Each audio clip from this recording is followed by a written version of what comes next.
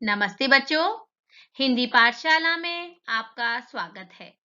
मेरा नाम डॉक्टर संगीता शर्मा है और आज मैं आपकी ही डिमांड पर क्रिया का दूसरा भेद लेकर आई हूँ बच्चों, जिसका विषय है संरचना के आधार पर क्रिया के भेद। इससे पहले वाली वीडियो में हमने कर्म के आधार पर क्रिया के भेदों पर विस्तार से चर्चा की थी। तो आइए अब हम संरचना के आधार पर क्रिया के भेदों की विस्तार से चर्चा करते हैं। आइए बच्चों जानते हैं कि संरचना के आधार पर क्रिया के कितने भेद होते हैं, कितने भागों में बांटा गया है उसे। तो बच्चों इसे 5 भागों में बांटा गया है। किसे? संरचना के आधार पर क्रिया के भेदों को। पहला भेद है इसका सहायक क्रिया, दूसरा भेद है संयुक्त क्रिया, तीसरा भेद है नाम धातु क्रिया, चौथा भेद है इसका प्रेरणार्थक क्रिया और पांचवा भेद है इसका पूर्वकालिक क्रिया।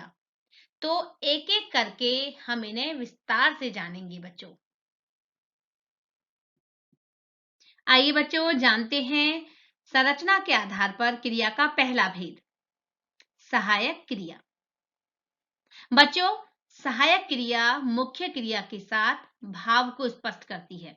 आपको सबसे पहले याद रखना है कि सहायक क्रिया मुख्य क्रिया के साथ भाव को स्पष्ट करती है और काल को स्पष्ट करती है। जैसे रमेश घर जाता है, सीता किताब पढ़ रही थी। तो यहाँ पर जाता और पढ़ जो है ये मुख्य क्रिया है बच्चों, और है और रही थी ये सहायक क्रिया है। और काल की यदि हम पहचान करते हैं तो जैसे रमेश घर जाता है तो कौन सा काल हुआ? वर्तमान काल हुआ।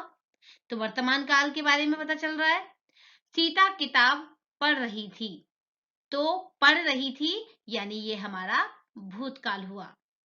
तो आपको बस इतना याद रखना है कि सहायक क्रिया मुख्य क्रिया के साथ भाव को स्पष्ट करती है और काल को भी स्पष्ट करती है। अब दूसरे भेद पर चर्चा करते हैं और दूसरा भेद है संयुक्त क्रिया। दो या दो से अधिक धातुओं के योग से बनी क्रिया संयुक्त क्रिया कहलाती है बच्चों। पहला उदाहरण मोहन किताब पढ़ सकता है। तो इसमें पढ़ और सकता ये दो क्रियाएं हैं।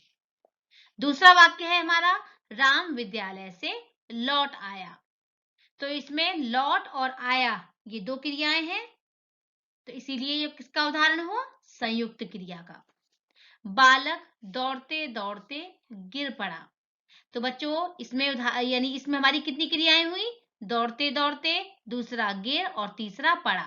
तो इसमें कितनी क्रियाएं हुई हमारी? 3। तो हमारी परिभाषा क्या कहती है?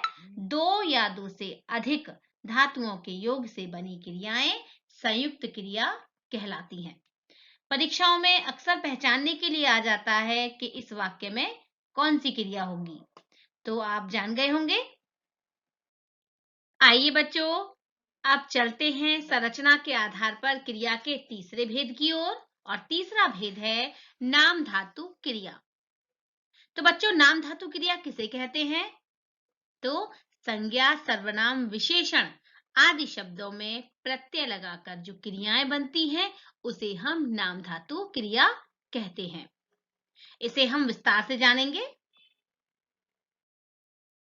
संज्ञा सर्वनाम विशेषण और क्रिया शब्दों से बनने वाली नाम धातु क्रिया। तो उदाहरण के माध्यम से जानेंगे बच्चों। बात हमारा संज्ञा शब्द है। बतियाना बना हमारा इयाना प्रत्यय लगा करके बन गई हमारी नाम धातु क्रिया। तो हो गया हमारा बतियाना। हाथ शब्द में हमने इयाना प्रत्यय जोड़ा और हमारी नाम धातु क्रिया बनी हथियाना।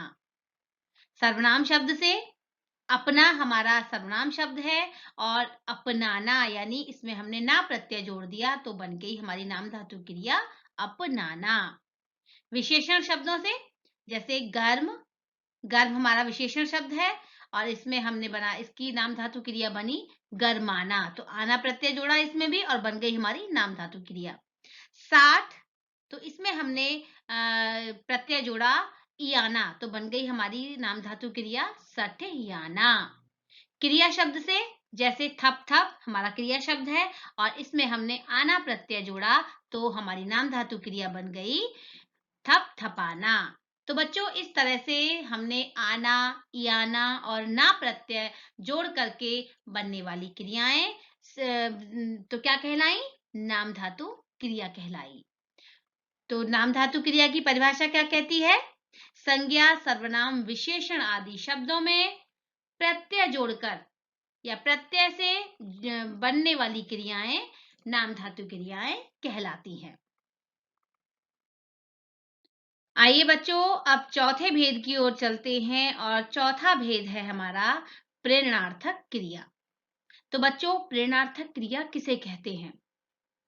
तो जब वाक्य का कर्ता स्वयं कार्य न करके किसी अन्य को, अन्य यानी किसी दूसरे व्यक्ति को प्रेरणा देकर काम करवाए तो उस वाक्य की क्रिया प्रेरणार्थक क्रिया कहलाती है। अब कैसे? तो जानते हैं उदाहरण से। पहला उदाहरण है हमारा, माँ नौकरानी से कपड़े धुलवाती है।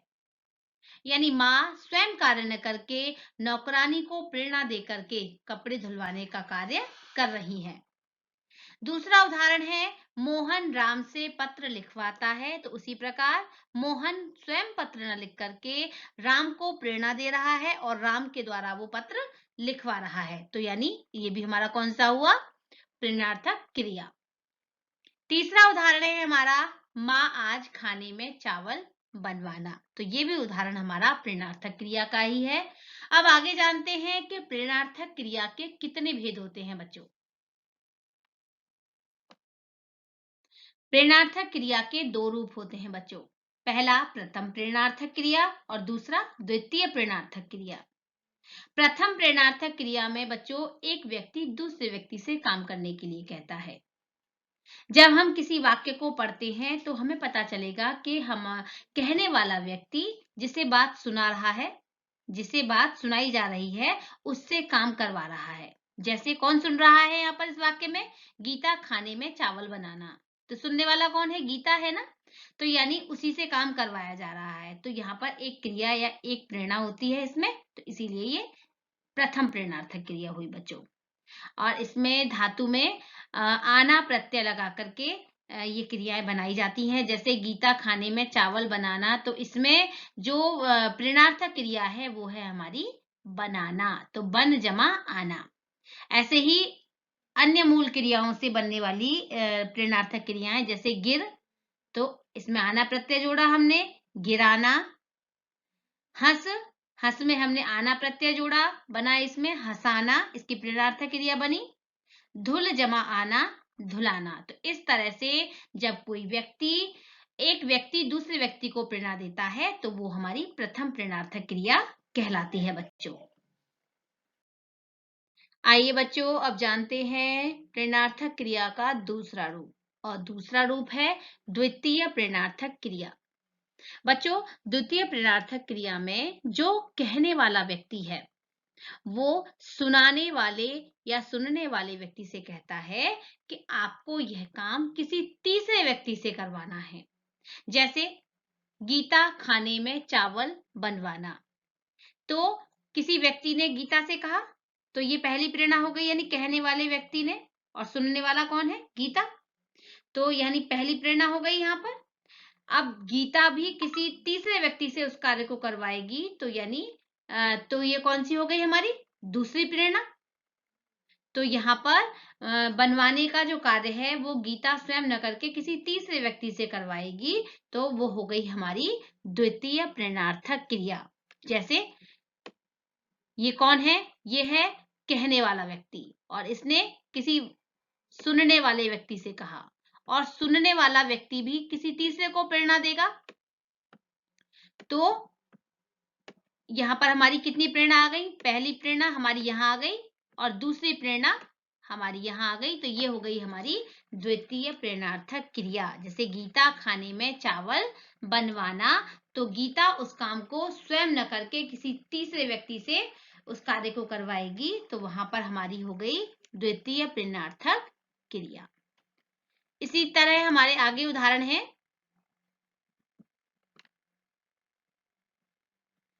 जैसे बन हमारा क्रिया शब्द है और इसमें वाना प्रत्यय जोड़ दिया या वाना शब्दांश जोड़ दिया, तो ये बन गया हमारा बनवाना। गिर जमा वाना तो गिरवाना, हंस जमा वाना तो हंसवाना, धुल जमा वाना तो हो गया हमारा धुलवाना।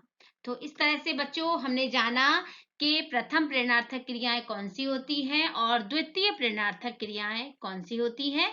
आप समझ गए होंगे। अब चलते हैं पांचवें भेद की ओर और पांचवा भेद है हमारा पूर्वकालिक क्रिया। जैसा कि नाम से ही पता चल रहा है, पूर्व माने पहले। किसी क्रिया से पूर्व, यदि वाक्य में किसी क्रिया से पूर्व कोई अन्य क्रिया प्रयुक्त होती है बच्चों, तो वह पूर्वकालिक क्रिया कहलाती है। जैसे पुजारी ने नहाकर पूजा की। पूजा करने से पहले उसने कौन सी क्रिया की? नहाकर। तो ये नहाकर पूर्वकालिक क्रिया हुई बच्चों। दूसरा उदाहरण है, वह खाकर सो गया। तो सोने से पहले उसने कौन सी क्रिया की? खाकर। तो खाकर हमारी यहाँ पर पूर्वकालिक क्रिया है बच्चों। आपको इसमें एक बात और विशेष याद रखनी है कि धातु जैसे नहा, खा, सो, इन शब्दों में कर शब्द जरूर लगा होगा। इससे आप पहचान सकते हैं पूर्वकालिक क्रिया। तो बच्चों, इस वीडियो के माध्यम से आप जान पाएंगे कि संरचना के आधार पर क्रिया के कितने भेद होते हैं विस्तार से। मुझे विश्वास है कि ये वीडियो आपके लिए जरूर कारगर होगी। अगर मेरी वीडियो आपको अच्छी लगती है तो मेरे चैनल को सब्सक्राइब करना बिल्कुल भी न भूलें। हम फिर मिलेंगे एक अगली वीडियो में। नमस्कार।